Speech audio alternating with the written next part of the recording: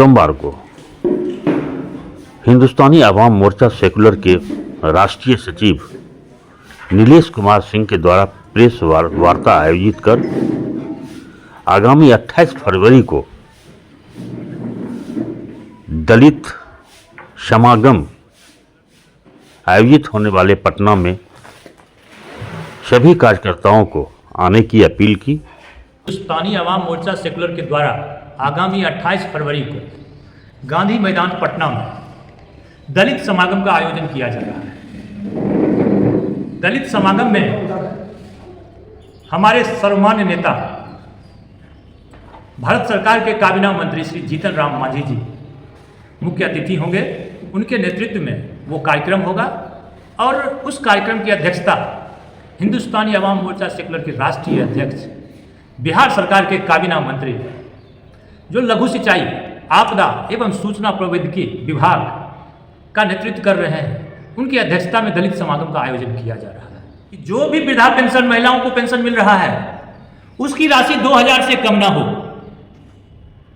अगली मांगे हम लोग का है कि जो 5 एकड़ वाले किसान हैं उन्हें बिजली फ्री मिले। हमारी अगली मांगे हैं कि जो गरीब है जिसकी पैसे नहीं रहने के कारण बिजली कट जाती है 200 यूनिट तक उन्हें बिजली फ्री मिले। इस प्रकार के तमाम मांगों को और दशरथ मांझी जी जो हमारे पर्वत पुरुष थे उन्हें भारत रत्न मिले।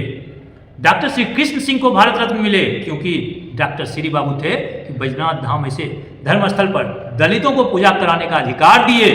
उस दलित समागम से उनके लिए भी भारत रत्न की मांग की जाएगी।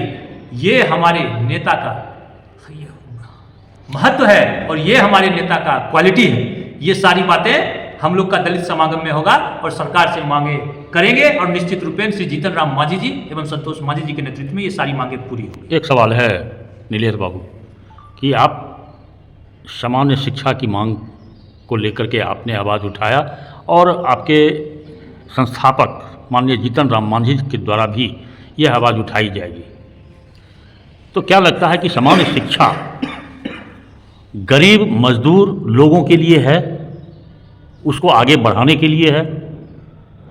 चाहे राष्ट्रपति का बेटा हो या भंगी का बेटा हो उसी स्कूल में पढ़ेगा। आप तो केंद्र सरकार में भी हैं और बिहार सरकार में भी हैं, तो इसको तुरंत क्यों नहीं किया जाता? बड़ा अच्छा सवाल आपने किया पत्रकार महोदय। आप बिल्कुल समझते हैं आपकी हमारी ताकत हम बिहार में है। हमारे अभी जितने भी विधायक हैं, हमारी पार्टी संगठन बड़ा हो रहा है, हमारी पार्टी बड़ी हो रही है।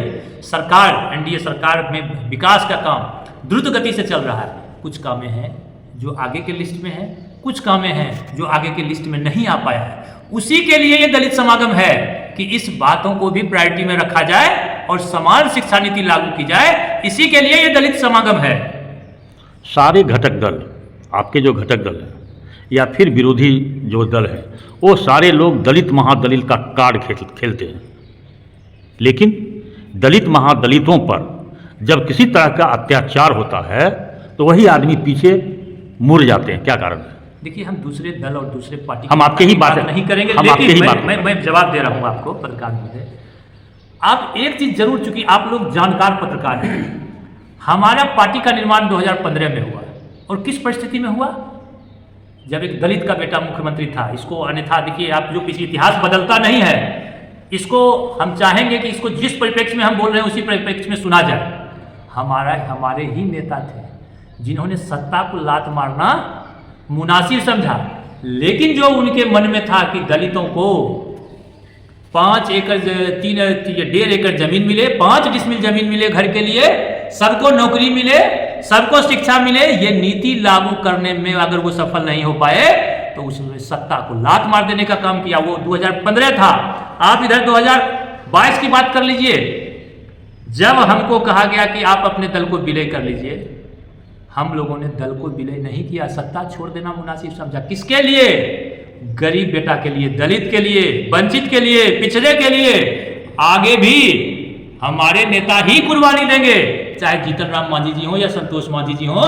दलित के साथ अगर कोई काम कर रहा है तो सिर्फ संतोष मांझी जी हैं और जीतन राम मांझी जी। इसलिए ये मांगे हैं पूरी भी होगी और एनडीए सरकार में ही होगी, क्योंकि जो भी चीज मिला है वो एनडीए सरकार में ही मिला है। और आगे भी एनडीए सरकार में ही मिलेगा।